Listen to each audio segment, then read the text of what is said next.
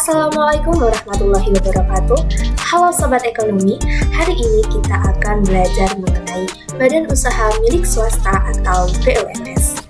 Nah, seperti yang telah kita pelajari kemarin bahwa badan usaha yang ada di Indonesia itu terbagi menjadi 3, yaitu ada Badan Usaha Milik Negara atau BUMN, Badan Usaha Milik Daerah atau BUMD, dan juga Badan Usaha Milik Swasta atau BUMS. Nah, yang akan menjadi topik pembelajaran kita hari ini yaitu Badan Usaha Milik Swasta atau BUMS.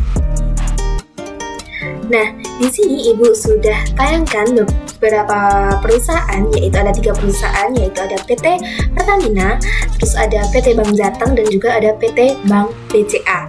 Nah, ketiga perusahaan ini memiliki perbedaan yang sangat signifikan dari jenis badan usahanya. Kita mulai dari yang pertama, yaitu PT Pertamina. Nah, kalau PT Pertamina ini merupakan jelas sekali ya, sudah kita pelajari kemarin, yaitu PT Pertamina ini masuk ke dalam badan usaha milik negara, yaitu modalnya dimiliki oleh negara. Nah, yang kedua ada PT Bank Jateng. Nah, PT Bank Jateng ini termasuk ke dalam badan usaha milik daerah atau BUMD. Nah, badan usaha milik daerah ini modalnya berasal dari daerah. Nah, yang ketiga ada PT Bank BCA. Nah, kalau Bank BCA ini merupakan salah satu jenis dari BUMS. Nah, BUMS ini modalnya dimiliki oleh swasta gitu. Jadi sudah jelas ya perbedaan sekilas antara BUMN, BUMD, dan juga BUMS. Kalau BUMN modalnya dimiliki oleh negara, kalau BUMD modalnya dimiliki oleh daerah, kalau BUMS yang akan kita pelajari hari ini modalnya itu berasal dari kepemilikan swasta. Nah, contoh dari badan usaha milik swasta lainnya yaitu yang pertama ada PT Indofood. Nah, kalau PT Indofood ini produk yang sering kita jumpai ada berbagai macam mie instan seperti Indomie, Sarimi, Supermie, itu adalah produknya dari PT Indofood. Terus selanjutnya ada PT Astra Indonesia. Nah, ini bergerak di bidang otomotif. Terus selanjutnya ada PT Gudang Garam, ini sudah jelas ya contohnya yaitu produknya rokok. Terus adanya perusahaan PT Unilever. Kalau Unilever ini contohnya adalah Sunsilk, sampo Sunsilk itu.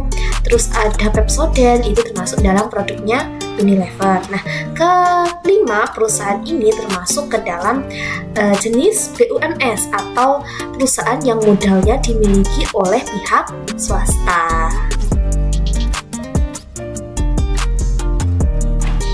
Nah, jadi BUMS itu adalah badan usaha yang seluruh modalnya itu dimiliki oleh pihak swasta dan tujuan utamanya adalah mencari keuntungan. Nah, masuk di jenis-jenis BUMS. Nah, jenis-jenis BUMS ini ada 4. Yang pertama ada perusahaan perseorangan, yang kedua ada firma, yang ketiga ada persekutuan komaniter atau CV, dan yang keempat ada perseroan terbatas. Nah, kita masuk ke jenis yang pertama dulu ya. Jadi, jenis yang pertama tadi kan ada perusahaan perseorangan.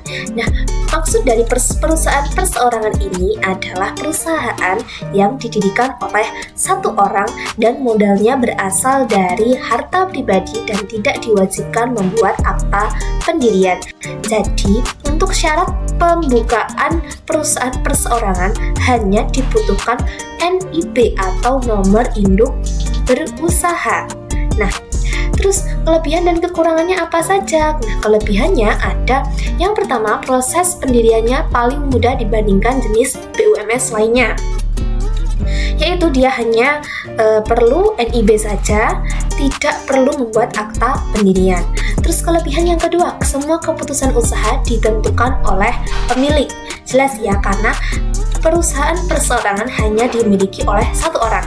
Maka semua keputusan usahanya berdasarkan satu orang itu sendiri.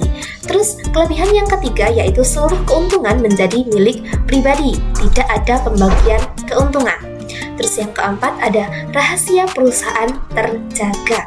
Karena yang mengelola perusahaan tadi hanya satu orang, maka yang tahu tentang seluk-beluk kurang dan lebih dari perusahaan tersebut hanya satu orang itu sendiri. Jadi meminimalisir data perusahaan itu bocor ke pihak eksternal seperti itu. Terus selain ada kelebihan, perusahaan perseorangan juga punya kelemahan.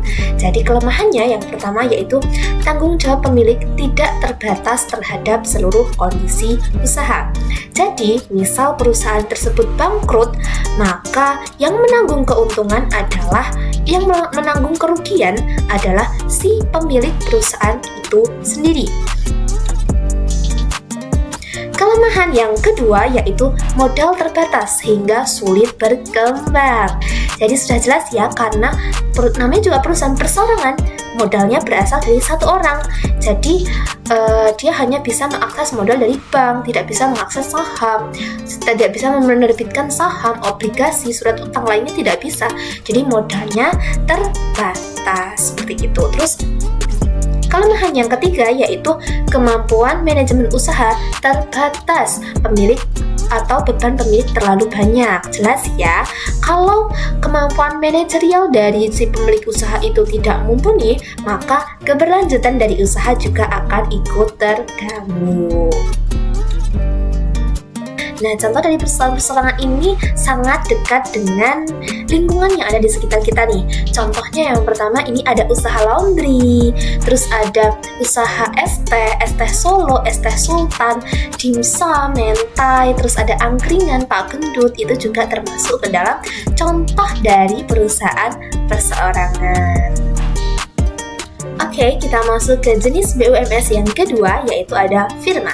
Nah, firma ini adalah persekutuan yang didirikan oleh dua orang atau lebih dengan nama dan modal bersama dan dikelola secara bersama-sama.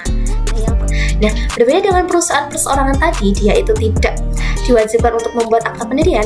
Kalau si firma ini butuh dan wajib membuat akta pendirian yang harus disahkan oleh notaris gitu. Terus selanjutnya, apa sih Bu kelebihannya? Kelebihannya yang pertama, pembagian tugas dan tanggung jawabnya jelas sesuai dengan kemampuan. Kelebihan yang kedua yaitu modalnya lebih besar. Sudah jelas ya, kalau perusahaan perseorangan tadi modalnya hanya dari satu orang, kalau firma ini modalnya berasal dari dua orang atau lebih, jadi jelas lebih besar seperti itu. Terus yang ketiga, pengambilan keputusannya cepat karena semua sekutu terlibat langsung dalam manajemen. Jelas ya bahwa seluruh pemilik modal itu ikut serta dalam mengelola perusahaan. Jadi semuanya tahu terkait dengan kondisi perusahaan, sehingga mereka dalam mengambil keputusan itu lebih cepat karena mereka berada di dalam satu lingkup kerja yang sama seperti itu.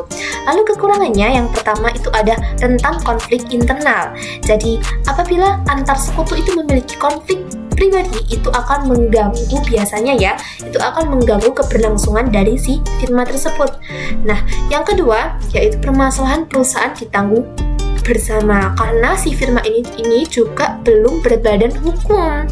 Jadi misal si firma ini memiliki hutang, maka seluruh sekutu atau pemilik modal itu ikut turut menanggung dari kerugian dan juga beban hutang yang dimiliki oleh firma tersebut. Nah, contohnya apa saja sih Bu? Nah, contohnya ini yang pertama ada firma Rahayu Konsultan atau firma konsultan pajak atau keuangan lokal. Terus yang kedua ada firma Arsitek Solo Karya. Oke, kita masuk ke jenis BUMS yang ketiga, yaitu ada Persekutuan Komanditer atau CV. Nah, CV ini adalah usaha yang didirikan oleh beberapa orang yang terbagi ke dalam sekutu aktif dan juga sekutu pasif. Nah, sekutu aktif ini dia menyetor modal dan juga ikut mengelola perusahaan. Nah, kalau sekutu pasif itu hanya mengetor modal saja dan dia tidak ikut campur dalam pengelolaan usaha. Nah, kelebihan dan kekurangannya apa saja? Nah, ini kelebihannya. Yang pertama ada pendiriannya lebih mudah relatif dibandingkan dengan PT. Jadi, kalau CV ini pendiriannya membutuhkan akta pendirian yang harus disahkan oleh pengadilan negeri. Terus kelebihan yang kedua apa? Yang kedua yaitu modalnya lebih besar karena ada sekutu pasif yang menyetor dana. Terus kelemahannya Yang pertama ada sekutu aktif bertanggung jawab sampai harta pribadi sehingga beresiko tinggi. Terus kelemahan yang kedua yaitu sulit menarik investor karena bukan badan hukum. Ya jelas ya, kalau CV ini bukan berbadan hukum, jadi harta pribadinya itu ikut terjerat. Jadi investor itu juga mikir-mikir, kalau ada yang sudah berbadan hukum dan minim resiko, kenapa harus berinvestasi ke yang tidak berbadan hukum dan resikonya tinggi. Terus yang ketiga, kelangsungan usaha bergantung pada sekutu aktif. Jadi jika keluar bisa bubar. Jadi, misal dari salah satu sekutu aktif ini mengundurkan diri atau meninggal dunia, maka status secara hukum dari si firma ini akan otomatis bubar. Bagaimana untuk menghidupkan kembali? Untuk menghidupkan kembali, dia wajib membuat akta baru dengan nama sekutu yang baru, seperti itu. Lalu contoh dari si CV ini apa saja, Bu? Contohnya yang pertama CV Sumber Makmur Jaya, yaitu merupakan kontraktor lokal atau pemasok bahan bangunan. Terus yang kedua CV Solo Printing, nah ini percetakan dan desain grafis. Terus yang selanjutnya ada CV Putra Bengawan, nah ini tentang usaha yang bergerak di bidang percetakan dan alat tulis. Nah, untuk jenis BUMS yang keempat atau yang terakhir yaitu ada perseroan terbatas atau PT. Nah, perseroan terbatas ini adalah perusahaan yang didirikan oleh beberapa orang dan berbadan hukum dan terkadang modalnya berbentuk saham. Jadi, yang perlu digarisbawahi yaitu modalnya berbentuk saham. Jadi, jelas sekali bahwa perusahaan perseroan terbatas ini tentu modalnya lebih besar dibandingkan 3 jenis BUMS lainnya karena dia modalnya berbentuk saham. Jadi, dia bisa mengeluarkan saham yang bisa dibeli oleh masyarakat seperti itu, sehingga akses permodalannya lebih luas. Oke, selanjutnya dengan kelebihan dan kelemahannya. Kalau kelebihan dari BUMS jenis perseroan terbatas ini, yaitu yang pertama mudah mengumpulkan modal dengan mengeluarkan saham, sudah jelas ya. Yang kedua, pemimpin mudah diganti jika tidak kompeten. Jadi misal salah satu pemimpin dari sebuah bidang di sebuah PT itu tidak mumpuni, maka bebas untuk mengajukan pergantian pemimpin saat RUPS atau Rapat Umum Pemegang Saham dilakukan. Syaratnya harus disetujui oleh forum di dalam RUPS tersebut. Terus selanjutnya kelebihan yang ketiga yaitu kelangsungan hidup perusahaan lebih terjamin. Jelas ya, karena perseroan terbatas ini adalah badan usaha yang berbadan hukum, jadi tentu minim resiko serta terdapat aturan-aturan formal yang menjadi pedoman sehingga keberlangsungan itu lebih tertata dan lebih terstruktur sehingga kelangsungan hidup perusahaan tersebut itu lebih terjamin. Terus kelemahannya yang pertama yaitu prosedur pendirian PT itu lebih sulit. Karena PT ini kalau ingin mendirikan PT ini harus mempunyai akta pendirian yang harus disahkan oleh Kementerian Hukum dan HAM seperti itu. Dan biayanya juga relatif lebih besar dibandingkan 3 jenis BUMS lainnya. Terus yang kedua, rahasia badan usaha kurang terjamin karena semua kegiatan perusahaan dilaporkan kepada pemegang saham. Jadi ketika di akhir forum itu ada yang namanya RUPS tadi kan ya, Rapat Umum Pemegang Saham. Nah, di situ itu melaporkan seluruh kegiatan atau seluruh aktivitas, laporan laba rugi maupun kondisi perusahaan selama periode tertentu sehingga seluruh pemegang saham itu tahu terkait dengan kondisi perusahaan. Nah, ini rawan terkait dengan penyalahgunaan data dari perusahaan tersebut. Nah, untuk contoh dari PT ini sangat luas ya, seperti yang kita sebutkan di awal, PT Indofood, PT Astra, PT Unilever. Terus kalau yang ada di Solo itu ada PT Sri Rezeki Isman Tbk atau yang biasa kita sebut Sritek yang saat ini sedang pilot, seperti itu.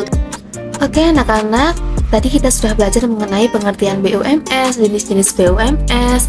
Nah, coba kalian amati perusahaan yang ada di sekitar kalian, apakah dia termasuk dalam firma, perusahaan perseorangan, CV, ataupun PT. Nah, sekian pembelajaran hari ini. Sampai jumpa di video pembelajaran berikutnya. See you!